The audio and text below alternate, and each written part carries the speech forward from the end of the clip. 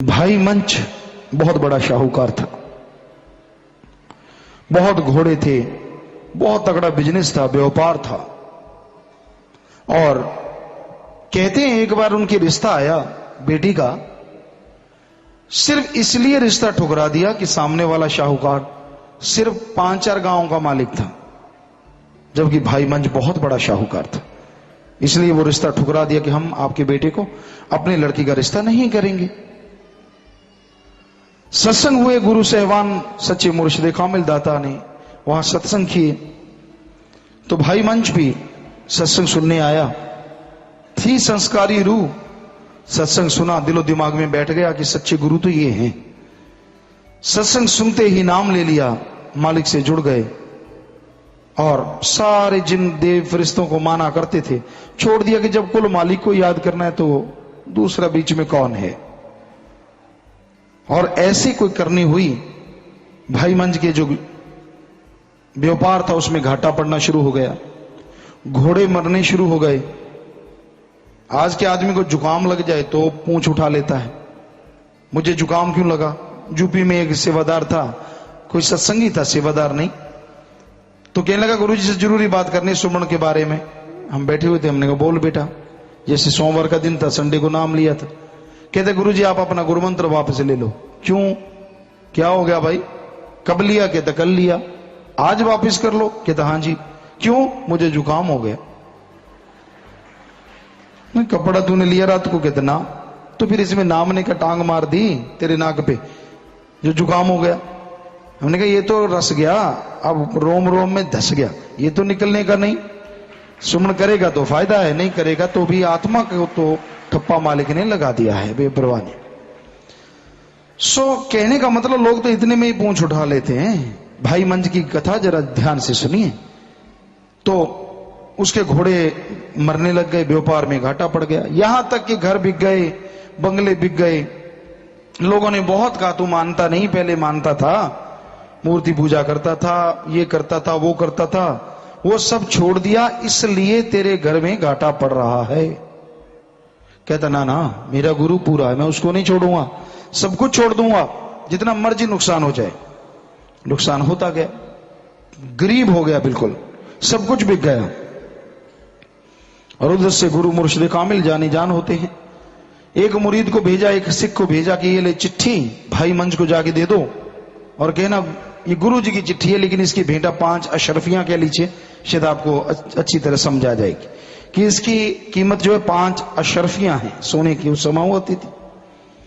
तो चेहरे पे सिलवट नहीं आई। 5 अशरफियां ज्यों त्यों, जो थोड़ा बहुत बचा था उसको बेच के अशरफियां दी।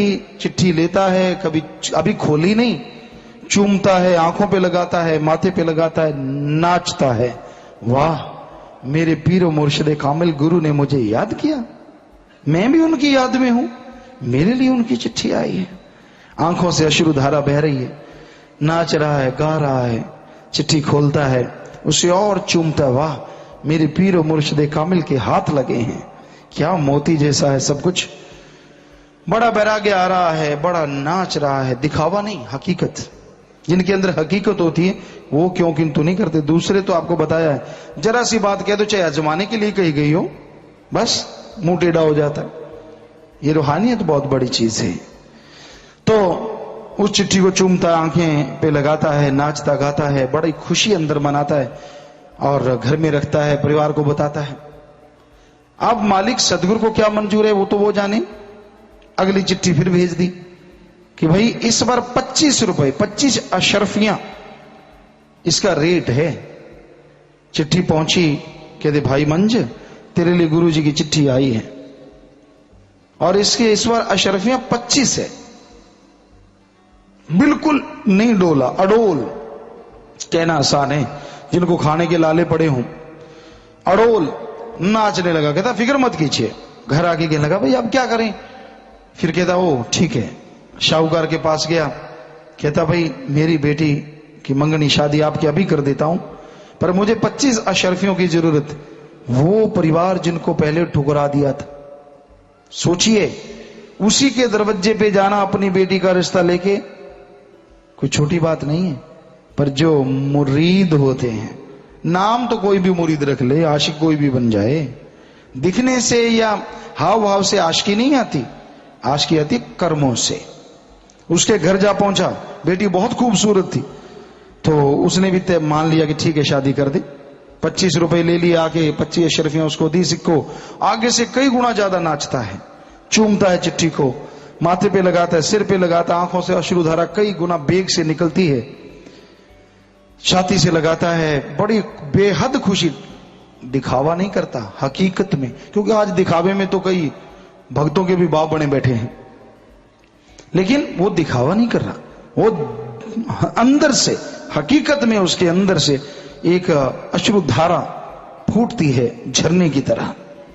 वो चिट्ठी को लेता है, छाती से लगाता है, चूमता है, घर ले जाता है, नाचता है काफी देर, फिर चिट्ठी को खोलता है, सजदे करता है लंबा पढ़ पढ़ के, और चिट्ठी में लिखा, भाई मंज, दुनियादारी का तेरा काम हो गया, क्यों गुरु जानी जानते बेटी की शादी हो जाएगी, वो भी हो गई, कारोबार खत्म हो ही चुका है, कि आप दोनों दरबार में आ जाओ।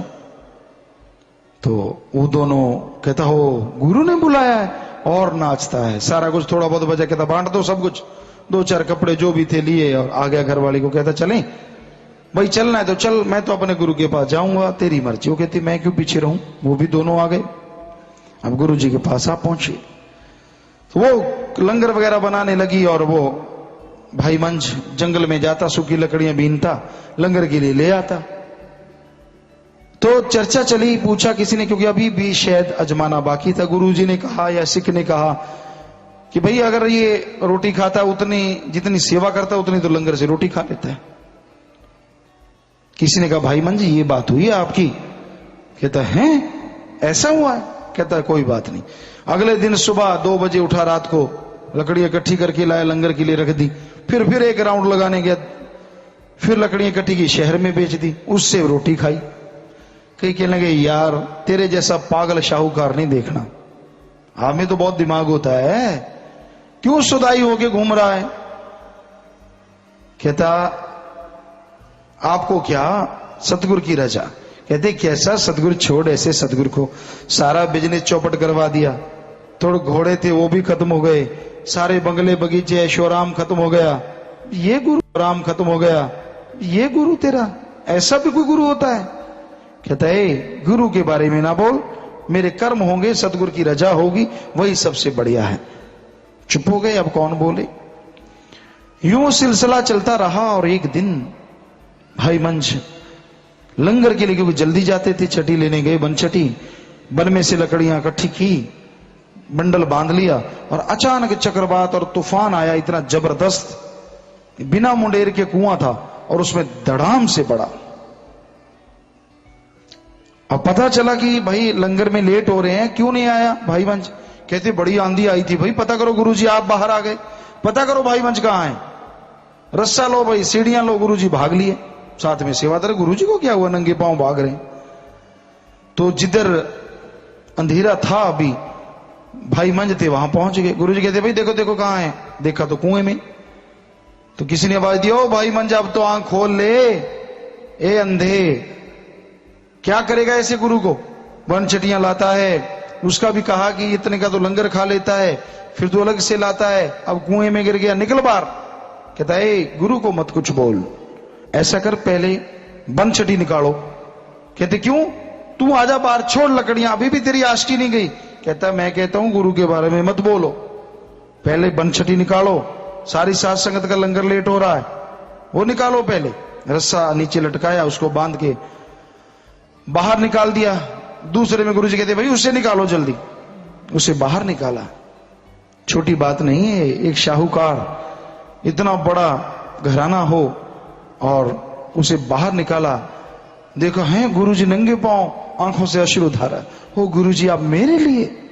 बस गुरुजी ने उसे अपनी छाती में भर लिया, यूं जप्फी में भर लिया, कलावे में ले लिया, और गुरुजी की आंखों से वैराग्य की बूंद गिरी, और उस बूंद ने ऐसा काम किया कि जा भाई मंज, तू गुरु का बेहद प्यारा है, जिसे तू नाम देगा दोनों जहान में उसे कोई रोक नहीं पाएगा, जा तुझे आज आदमी से मौला कर दिया। तो ये है मुर्शिद कामिल के काम। आप सोचते होंगे उसको क्या मिला, आज भी हम उसको याद कर रहे हैं। उसके आसपास वाले टोंट कसने वालों का नामो निशान मिट गया और आज भी उसका नाम ज्यों का त्यों अमर है।